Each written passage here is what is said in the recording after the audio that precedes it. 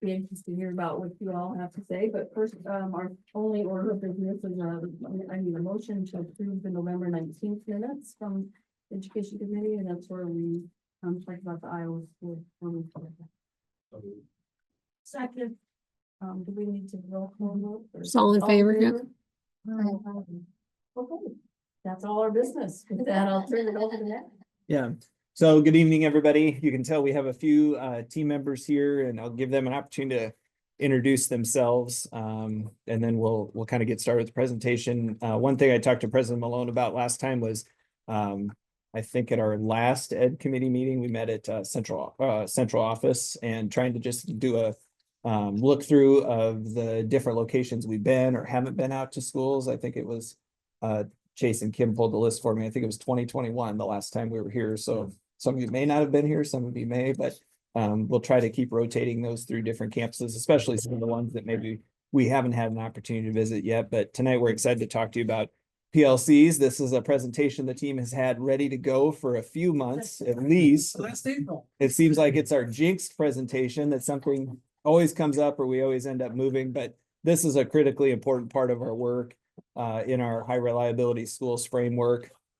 Everything from the culture of collaboration in level 1 to really looking at how do we identify effective instructional practices in level 2 to our guaranteed viable curriculum to make sure our teachers are on the same page with each other about what are those essential standards and how are we keeping pace as we progress through our curriculum. So with that, I might give it to Lucas or Eliza and then have Mr. Pizarro jump in and introduce you to Shimmick here. That's right. Follow you. No, I was just making eye contact with like Mary Jo. Yeah, so we, are super fortunate to have our colleagues from our teaching and learning and our TLC and curriculum department here to talk about the work that we've done the last, really this is kind of, okay. Really in our third year of diving into our collaborative teams and the professional learning community process within our collaborative teams. And so we partnered with Shimmick, and they'll talk a little bit about some of the unique work that they've done as being one of our smaller buildings that we often refer to as singletons, where there may only be one teacher. And so Chris Pizarro, we'll introduce ourselves here in a second, has done a really fantastic job of thinking outside the box to ensure that his teachers have the opportunity to collaborate around their curricular area as well as with their partners here within the building. So we'll just take a quick second and then I will go ahead and go through the slides, but to introduce the team that we have here today. Hi, I'm Hannah Thayland. I'm with teacher leadership and I provide support to our elementary coaches. So coaching one-on-one coaching sense, I'm out in the buildings and then also collaboratively with my team here, provide professional learning to them as well. And with the admin alongside of Eliza, we're good. I'm Anna Austin-Linkema. I'm the facilitator of the teacher leadership program. So I work really closely with Hannah and Sarah in supporting professional development for our instructional coaches. Sarah and Carmen do most of the professional development for our curriculum coordinators who collaborate with that as well. And then providing some professional learning for our administrators and admin coach teams. And I work mostly with the admin. And I'm Sarah Fairfield, and I also work with the teacher leadership team, primarily supporting curriculum coordinators, but also supporting the mentorship program for first and second year teachers. Chris Pizarro, the principal at Shimmick Elementary. Thank you for being here this evening. And we're fortunate enough to have one of our third grade teachers this year. Jamie Davis is with us tonight too to share some of her stories. I forgot to say one thing in the outset. So I know some board members are aware, but it's welcome to anybody, of course. But tonight at the Center for Innovation, following our meeting, if you'd like to go over and see the art show that has the Keith Haring inspired murals, that'd be a good opportunity when we're done here tonight just to pop over there and get to check those out. So just wanted to give everybody that reminder as well. They're really cool. I saw them. They are really good. Are they? Yeah.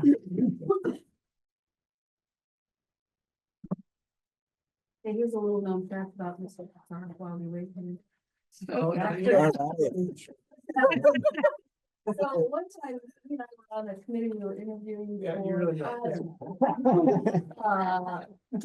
I think he was director of special ed or something, I don't know, I can't remember. And I looked over and he was drawing little caricatures of each candidate and then putting his notes. And so, and they were excellent, and it really helped to remember who they all were, so yes, he can draw little caricatures. You're an artist, huh? And then cell phones were developed, and like, it wasn't so hard. It got so much easier after that. So. Thank you. Yeah, I do not. Yeah. Really appreciate that.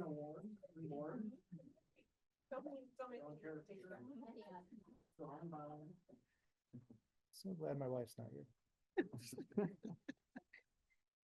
All right, so we're going to talk a little bit about the district-wide learning that we've done in relationship to PLCs. And if at any time you have any questions, please feel free to just stop me and I'm happy to answer those.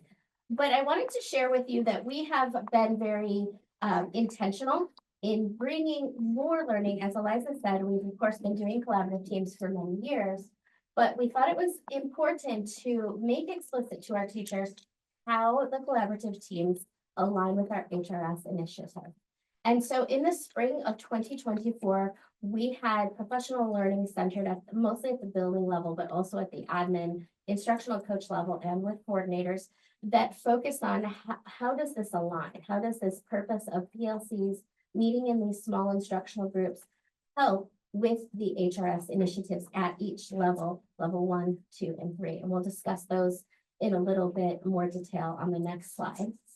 Then, in addition to that, we also monitor the effectiveness of those PLCs and growth of those PLCs over time. It does take some time and effort to learn how to implement a PLC effectively, and then for that team to grow and really utilize that information about their students to grow as educators and as collaborative teams in their buildings. So 3 times a year, we use this strategy implementation guide, affectionately called the SIG, to monitor growth of individual teams over time. It can be used as a self-assessment, and it can also be used by the admins and instructional coaches to look at the growth of those teams and to monitor the work that they're doing. And then, of course, ongoing throughout this year, we have provided professional development in the form of instructional coaching or a coach facilitating PLCs or through resources that teams can access to help with that PLC process model. Because as I said, it's a bit of a complex model to move through, and that's always available to teams and to individual teachers as they have questions.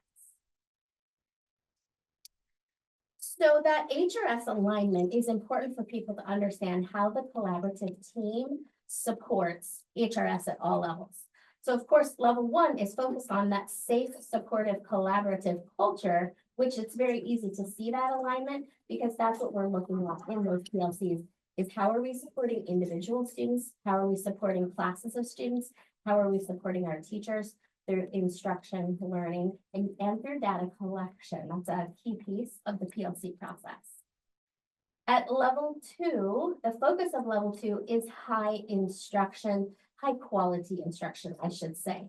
And within the PLC model, there are 2 questions specifically that relate to reflecting on the instructional practices that you're using and how that supports students. So that level 2 really focuses on student outcomes. And we have a district model of instruction that we call NASOT, which stands for the New Art and Science of Teaching. And that instructional model defines what quality education looks like or should look like in a classroom. So it can be monitored on lots of different levels, whether it's at the admin level, by the teacher themselves, or even by students. And then finally, at level 3, this is the level where we have a guaranteed and viable curriculum, and we want to look and ensure that all students have access to all aspects of the curriculum at their grade level, and that we identify those standards that are particularly important that we want to ensure proficiency for students before they leave that grade level or that course. And here is the PLC unit planning cycle. Marzano adds the fifth and sixth question. Oftentimes you'll see a PLC model is on those first four questions. But you can see the ones that relate to instruction. How will we increase our instructional competence? And how will we coordinate our efforts as a school? Those are really zeroing in on that level 2. We also have, I think there's a little animation on this slide. Oh, yes.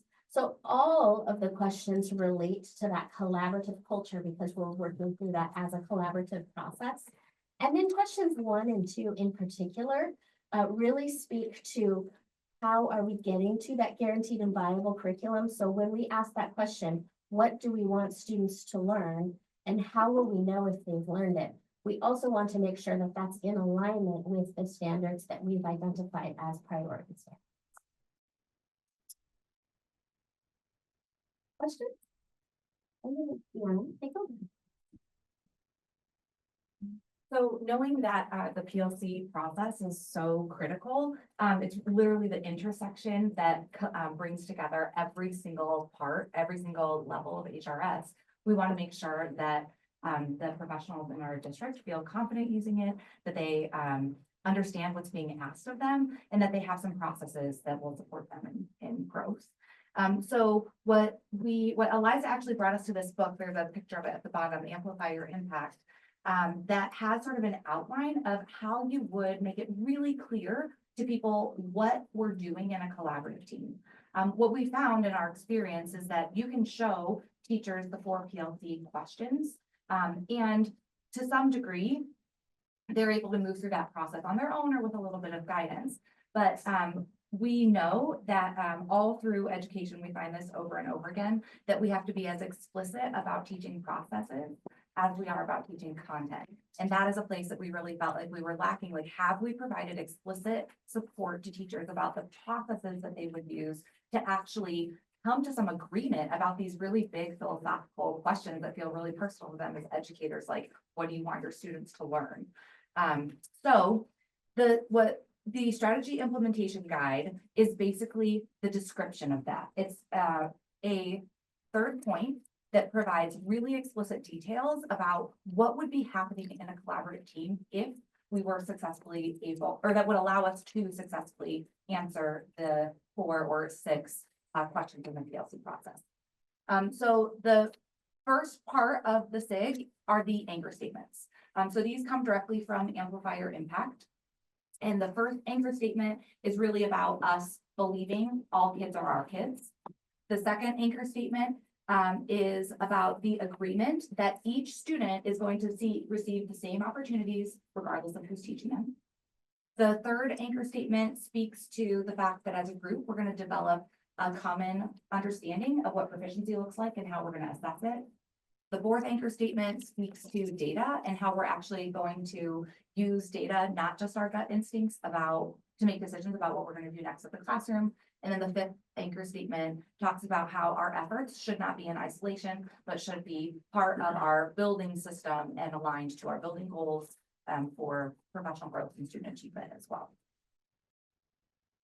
So that's the anchor statements are the first part of the SIG. But then we also created in development with administrators and instructional coaches and curriculum coordinators. We had them look at those anchor statements and talk about what would we actually be doing in our teams if we were fulfilling those anchor statements and using the PLC process effectively.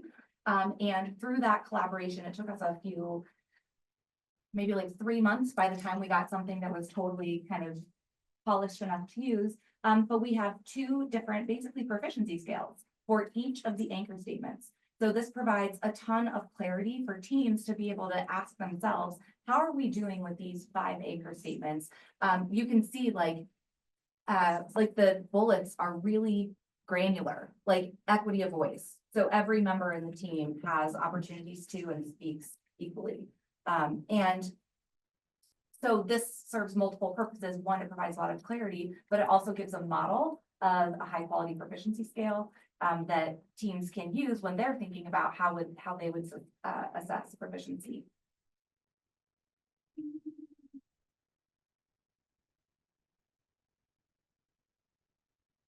So we told you that teams assess 3 times a year, so they did that for the first time last year using the strategy implementation guide.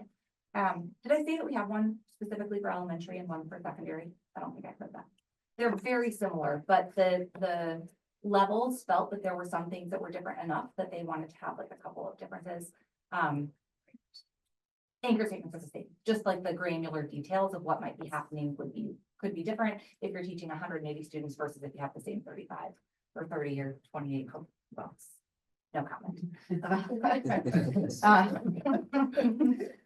Anyway, so last year was the first year that we had each team self-assess 3 times. Many of those teams had an instructional coach that was facilitating this to help them sort of really think through what they might be, what it all means, and sort of how to conceptualize the self-assessment. And we did notice, as we would hope to see, that in the first year, actually, between the first assessment and the second assessment, we regressed, right? Which makes sense because actually people were understanding more deeply what it means to have a high quality professional learning community. And they were like, oh yeah, I guess we're maybe not doing that as well as we hoped. But you can see like what we eventually want is we want to see the light blue. We want to see more light blue and more orange on the graph, and we want to see a decrease in the dark blue. And you can see even in 1 year, this is from our beginning of year self-assessment that the teams did. And this is district-wide, so this includes elementary and secondary. We can already see a huge shift in teams' sort of self-assessment of their collaborative work. One thing I think that's important to say is that the work that's outlined on the SIG, I feel like is a career-long goal. Like you could spend an entire year potentially in a couple of potentially in a couple of bullets within an anchor statement, like really getting good as a team at using some of these processes. So I would not expect to see like exponential growth. I might expect to see some, like a lot of growth now as people are starting to understand kind of what they're doing. Maybe they're picking a growth area, really focusing on it. But I would expect to see like a little bit of growth and then a little stagnation, and a little growth and a little stagnation, because hopefully we're also internalizing and cementing those new processes and learning how to work better as a team. So that's all about the SIG.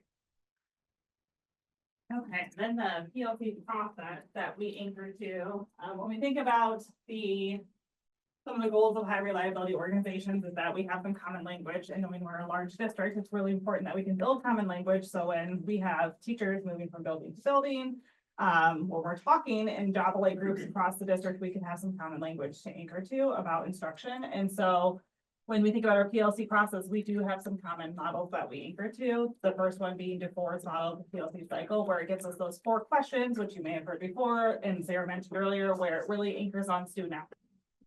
So we want to think about what do we want students to learn? How will we know when they have learned it? How will we respond when they're having difficulty learning it, or they do already know it? And then those are what the anchor in which we fall into, but then the Marzano brings in a whole nother layer where it adds in those questions about increasing instructional competence. So really think about like, what am I doing as an instructor to impact my students? How am I going to learn and grow? And then also how as a school are we coordinating our efforts? So when we think about kids that see multiple educators in a day, how are we coordinating those efforts? So it brings in this cycle for unit planning in which teams can anchor to really determine an on-track standard. So they're digging in to make sure they really understand first, what is it I'm teaching? Creating scales and rubrics, how am I going to know if my kids know it? And then having those common assessments, then really talking about how am I going to teach it? And bringing in that level of monitoring, and then remediation, enrichment. And then that last one's also really, really important because we want to give our teachers opportunities to reflect on what worked, what didn't work. So when you teach the students again next year, or the skill later this year, what am I going to do again? What am I going to do different? And so that's a really important stuff that sometimes we miss because teachers want to go and just plan, but that we can pause and reflect on what worked, what didn't work.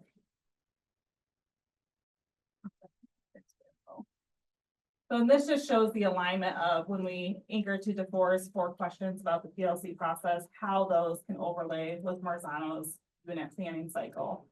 And depending on a unit plan that a team is engaging in, this cycle could take quite a long time. Especially if they've never unpacked those standards before, or if we have some new standards that we're looking at. So this can be a lengthy process in which teams are engaging in. But it gives us that anchor and that common language that we're hearing now. More teachers can now name like, oh, today when we met, we were doing this.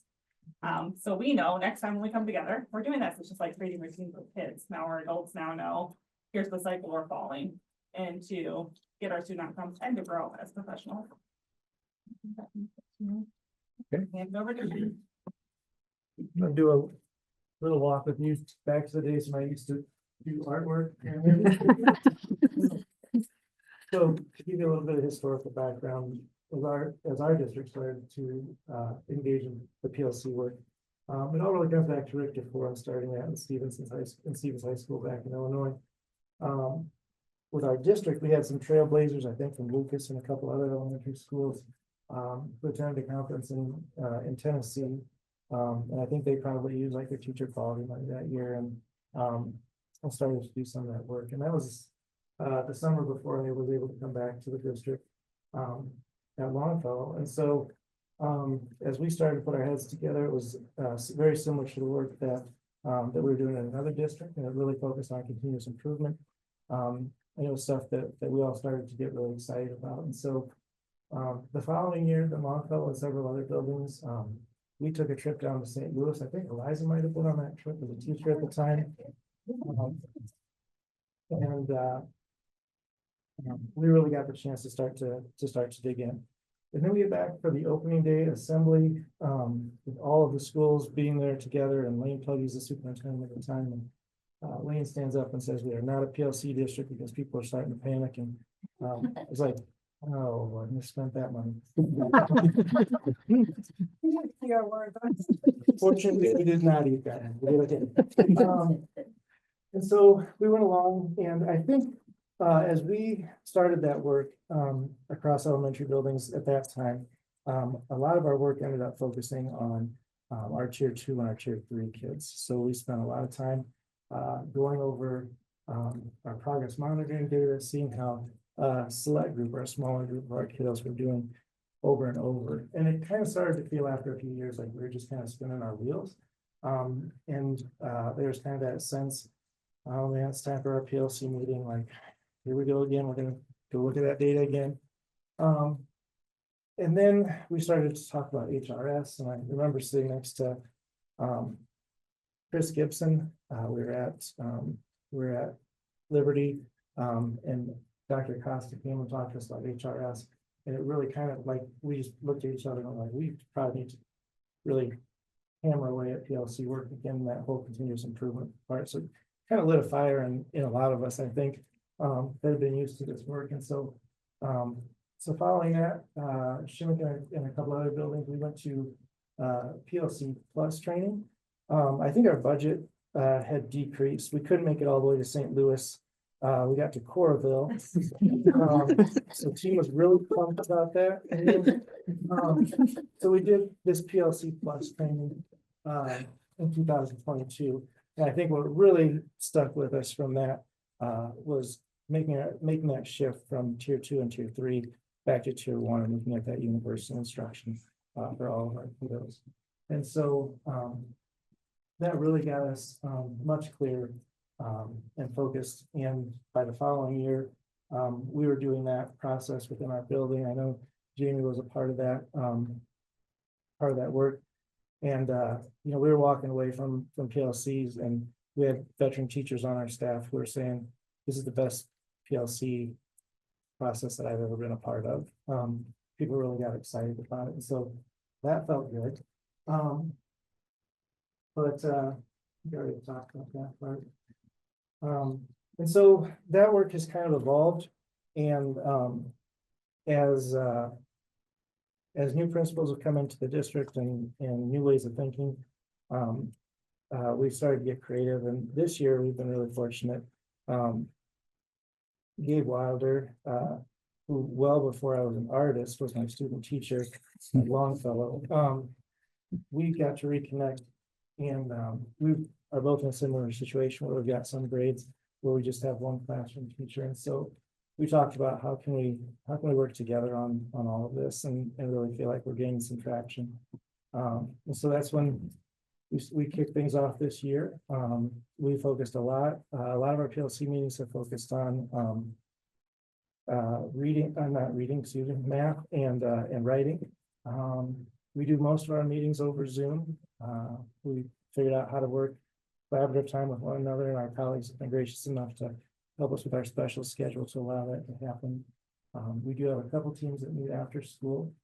But it's been a lot of fun to see that work really start to take traction and move forward this year. So if I get anything else to say on that. Oh, okay. So with that, we've got a couple teachers here tonight that thought it would be a nice way to wrap things up. With just a couple of their stories about what those experiences have been like. I hope they're really good. We didn't practice this. We should have. Okay, I'm gonna sit down. Good luck. So this is my third year at Chinook. My first actual, I guess, thing that I was hired for was that PLC Plus. School hadn't even started yet, and I joined in Colville. So I started here in kindergarten, and my teaching partner was Hillary, and so we had some really great PLCs, and it was just she and I.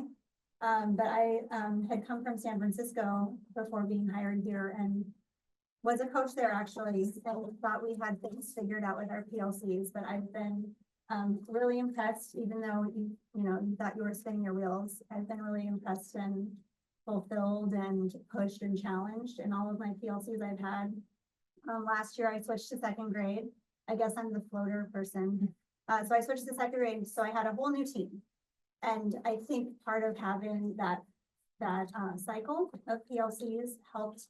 Like, even though it was a brand new team, I still just jumped right in, and it was the same process and all of that. And so we were able to hit the ground running right away. And then the same thing, now I'm in third grade, another new team, with one on site and one at Man, and the same thing, really great process. And so with that being already in place, and again, we could hit the ground running. I think the biggest rewarding experience so far is we started doing instructional rounds a few weeks ago. And so my third grade teammate, Lance, who taught third grade at Horace Mann when I went to Horace Mann, we were talking about writing. And so then we were able to go visit Mann and see him teach a writing lesson. And so then, all these conversations we've been having to push each other's thinking and grow our students, then getting to see it in action was really kind of the icing on the cake. So just let us know when we're going to do those again. But yeah, PLCs are fabulous.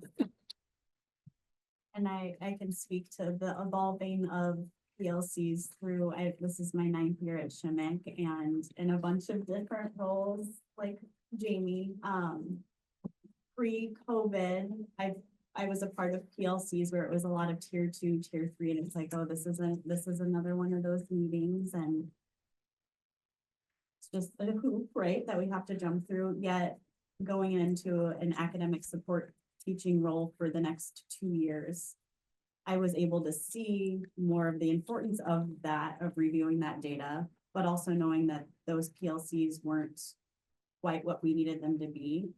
And so it was really exciting to hear that our school was going to be a part of this PLC Plus. And then I found myself as an academic support teacher, not in the classroom, be like, can I get in on one, or can I have my own? Like, who do I get to collaborate with? So now that I've been back in the classroom for the past 2 years, it's been fun to just be able to collaborate and to better ourselves.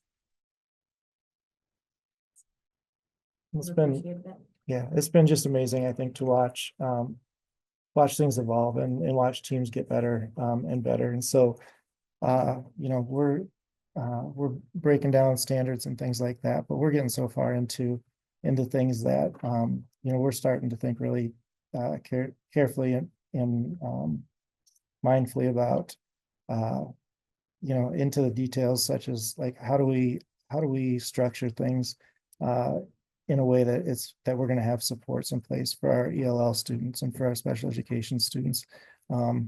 For this given lesson on writing and the standards that we're addressing there. So it's been fun to be a part of the team, to see some of the teams from the sidelines, and just really looking to see where this work continues to take us. So thank you, everybody, for not falling asleep, and if you've got any questions. Any questions? So my experience is all like secondary. So I guess I'll ask Brady, or Lucas, how are common assessments coming at the secondary level? How's that working to develop? I mean, that was such a sticking point, but Yeah. some years ago, that people don't want to do. Yep, yeah, I think, the data that I received, and I can't speak for all the departments, but common formative assessments within your building are pretty common. I mean, that's pretty universal, that I think teams are doing that. It is common, no, right? I think the summative at the building levels are growing. At the district level, I think there's some sharing of CFAs or common formative assessments Right. across the district level teams. The summative assessment work at the district level is still, sort of ongoing work, I would say. That's where it's at. But I think you are seeing teams develop, across your departments, common formative assessments that they're deploying, Yeah. analyzing the data around. Okay. I think the carve out of time, I mean, I will say that, Yeah. this is where getting the common preps is huge. So really thinking through and making some changes and your secondary level so that your teams do have, not always, but do have, there's a much higher number of them that have common preps in the day. And then through contract negotiations, we also built in some flex time that they can then utilize if they can't fit it within their day at secondary, and it's really helped because then you are able to meet every week, and that is the expectation. And so And we've seen some of our buildings that have prioritized when they're doing their master scheduling. Again, the goal would be, we would love to have all of our teams have a time during the school day. We just know that that's not possible. But we have some buildings that have prioritized English 9, algebra, English 10, geometry, because we know early success is a really good indicator for graduation and graduating on time, where they prioritize those areas, not only during the structure of the school day, but also how they help support them. Now, all of our collaborative teams don't necessarily have an instructional coach or an admin attend. We kind of talk back and forth, like, what is the goal of the people that are there to support? Obviously, we would love all of our collaborative teams to function on their own, but we know some levels of teams require a little additional support for one reason or another. So, the level of support, the type of structure that the building is kind of how they vary in when those teams meet and how they meet. I think we talked last fall, like a huge thing for our district #1 period, like this last fall. We expected every single team to meet, which was not anything we expected in the past, and that was a huge shift just beginning last fall. That's going to continue our work moving forward. And our teachers only have one PLC. Secondary teacher. The expectation is one, but Yeah. they're expected to be part of one. yeah, But some are on more than one. Sort of some of the rules that teams our buildings have adopted, you're required to be on one. Of course, most have more than one teaching assignment, class they teach. And you can go to the second or third. If you don't, and they make decisions that are then going to change the things that you do as a person teaching that course, you're gonna have to just live with those. If you want to have to say, then I can say. Okay, my last question. How does stuff our teachers fit in that? I mean, long ago, they used to put all the special ed teachers together. And they were supposed to talk about what? so they So- they still do that to an extent. They have our special PLC teaching, but we also have co-teaching teams that are working through our English and math. So they're part of a co-teaching collaborative team, and they may attend. Like, or English 9 or English 10. Yeah. So, And a at lot the of ele- their- sorry, Brady, go ahead. yeah, at elementary level, it's the same, and they'll attend the collaborative team meetings at the PLC team. They'll have their own, but then they also attend the grade level. Yeah, it just kind of depends, and in those meetings, they'll often, talk about instructional practices around the goal areas that their students may have that is common, or a practice that that several of our elementaries use is, like each teacher will engage in a data review with their principal and instructional coach, and then they'll talk about things that are working and aren't working, and then they'll bring those topics back to PLC to talk about, okay, who else has an idea, or I'm really struggling with, teaching this idea, and so they've become a lot more collaborative and productive in nature.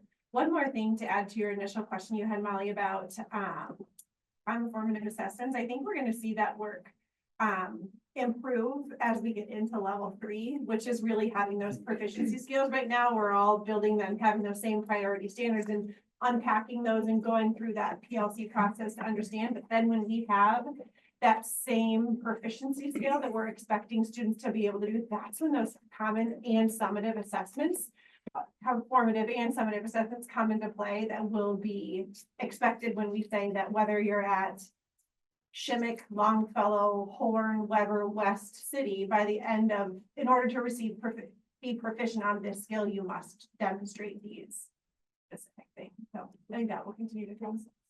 Thank you.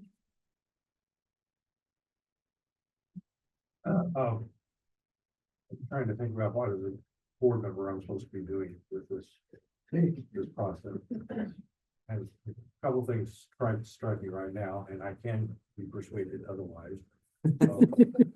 One is that I probably can't add very much to the process itself in terms of what you're doing with each teacher in each building.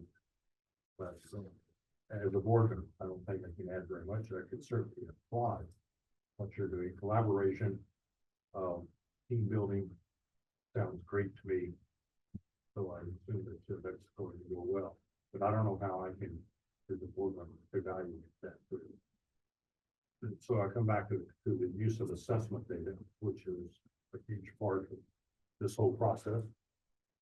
I can look at assessment data at each board meeting if it was presented to me. Would that be helpful?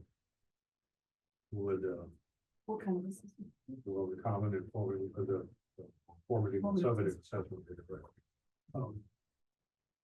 Would that be a helpful thing to have a district board to, bringing this process or forwarding this whole process to the benefit of kids? I'm not quite so sure. I guess one thing I could ask is, what do you think the board's role could most possibly be?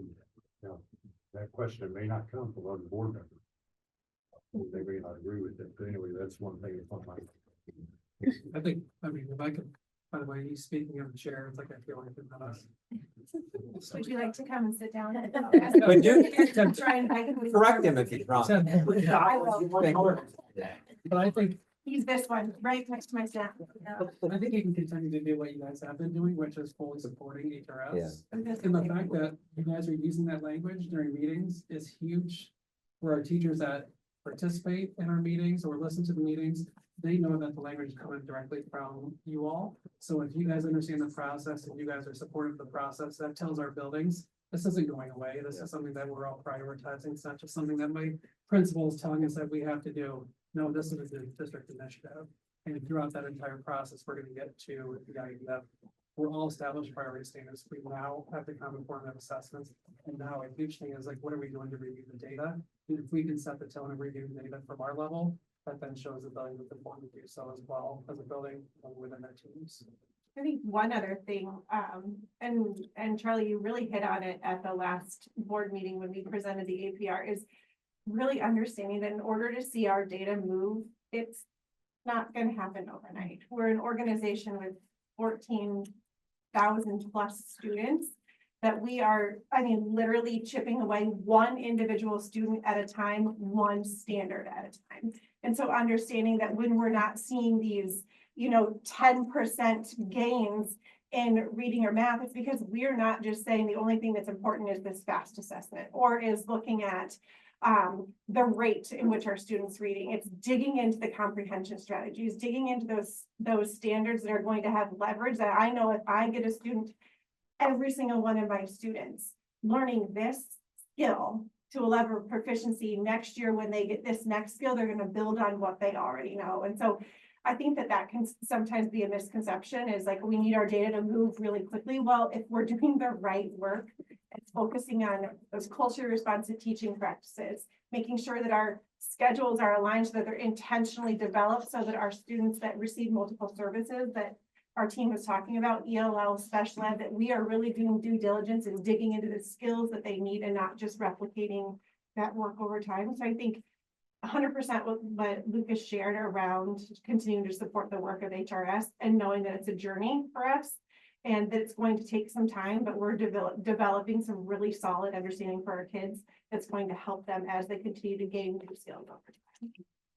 I would say this, always as a reminder, HRS is our vehicle, right? And so when we reported out on outcomes last board meeting, this is our vehicle to change those outcomes. It's kind of like you're getting look behind the curtain, you're seeing the sausage and how it's made, through this process about how we get to those outcomes. And so where we had some positive movement, when we look at ways we close gaps on those literacy strategies, that's because this PLC work has been centered around those longer, right? So as we continue to have some of these PLCs and these other processes put in place on top of those other outcomes, that's where when Lucas says about continuous support HRS, it's continuing to support the process to make those things move, and I think it's made sense for our educators every time they talk about it. I'm so glad to hear it because I think it just intuitively makes sense. It's not like we had to come out and say, all of a sudden we're going to do PLCs, or now we're doing formative assessments, or now we're going to look at our curriculum standards. It all talks to each other, right? And so that's why I always say it's a vehicle with that whole process, because educators know each of those things are important, but until, at least my opinion is, until we were able to talk the language of HRS, we had a hard time figuring out how does this puzzle all fit together, right? We were doing bits and pieces or working around the edges, or some parts of the district were doing some of it, but we weren't all collaborating around, hey, this is the same way. We're all in the same vehicle moving towards the change in those outcomes. So I think it's confidence in the process to do that, and then knowing that outcomes will follow. And I think we have good evidence of starting to see those outcomes, and some of those outcomes just aren't on student performance measures. Those are about adult performance measures, just like Anna was showing to you. Are we committed to those processes that lead to change? Are we spending the limited amount of time in the most impactful areas we can? But staff retention numbers, that's one of the things I think about and look at when I hear these, because you need people who are trained in it, who develop, who grow and learn it. And, Kayla and, Jamie both said that they've had different roles, but yet because the teams are working well together and they've been here, they've gotten the training, we're working together, then it's working better. So this is something Chase and I have talked about a lot over the years, what our retention numbers are for our teaching staff and our employees. That's data that I think is directly connected, because teachers got into teaching, educators, because they want kids to grow and be challenged and have success, and you can work together to do that, and that's how you're spending your time, then that's a good organization to be in. So if it was me in your seat, it seems maybe not the most obvious thing, but that's something I think in these conversations. There may be a number of factors that I need to be aware of and look at. And, to decide, how I can best help this factor or that factor. And retention is a thing that I hear in the community about. Yeah.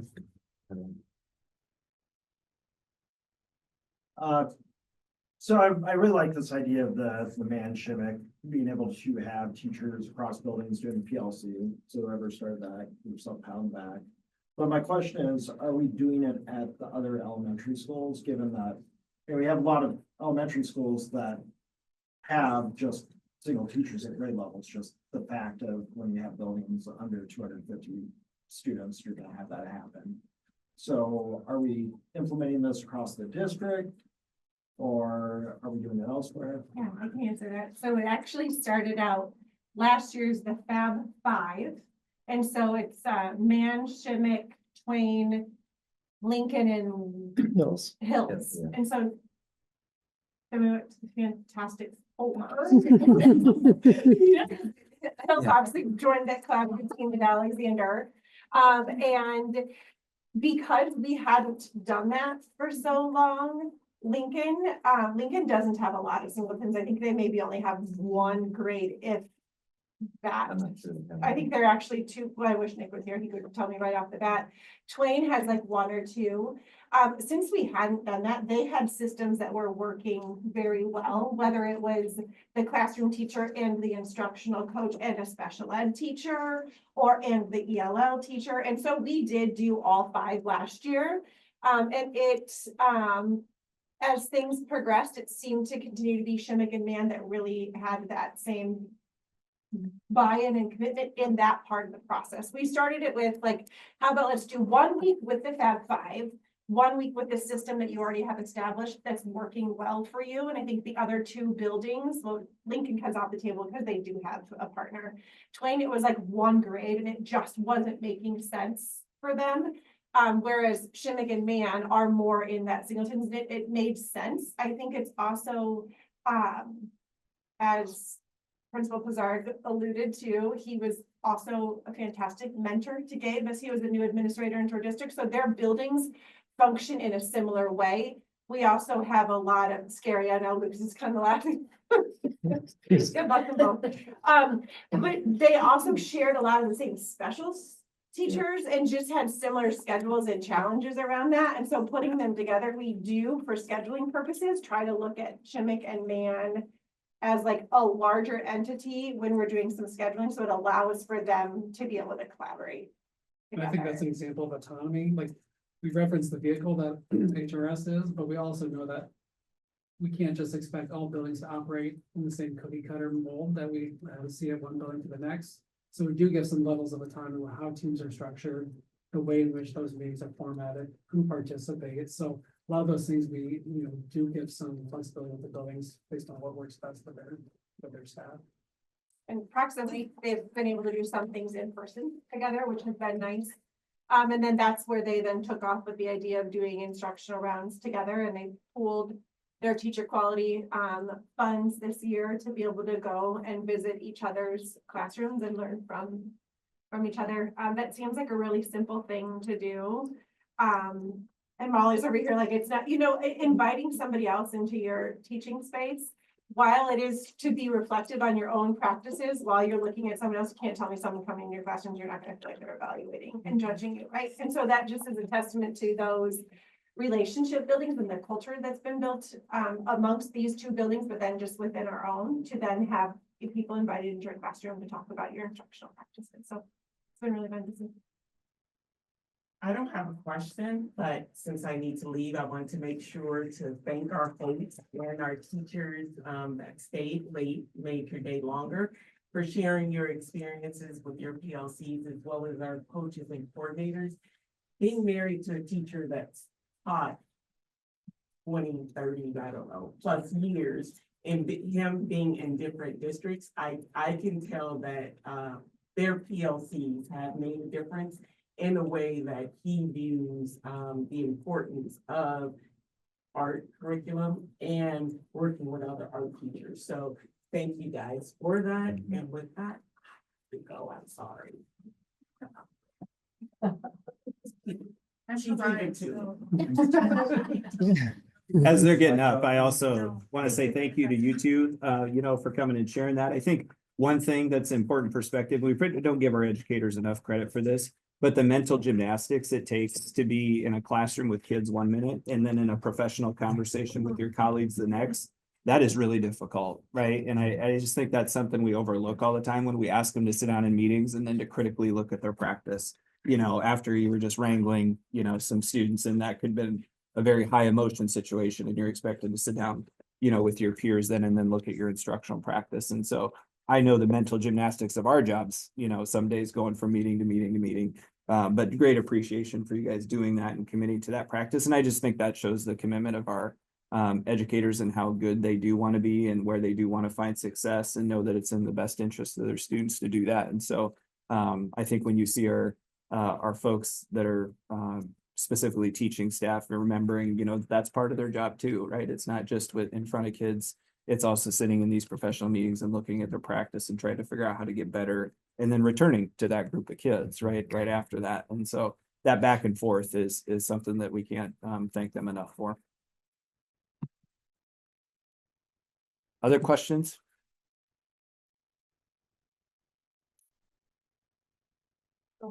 Well, thank you very much. I was just thinking I'd have to map quest how to get from Shimmick to Man, but Shimmick always seems a little. But anyway, So with that, I guess I'll take a motion to adjourn. You're adjourned. All right, thank you very much.